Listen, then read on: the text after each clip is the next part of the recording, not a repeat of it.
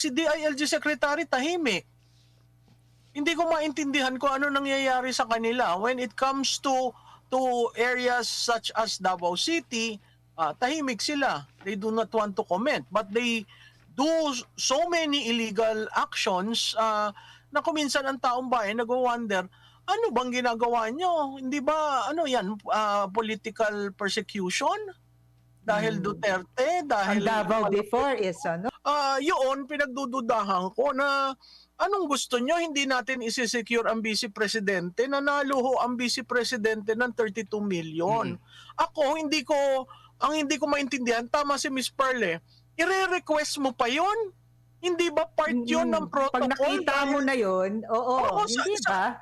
Kumbaga, pag ikaw naging Vice Presidente at Presidente, ito po sir ang mga clearances, ito ang mga security nyo, that's part of protocol.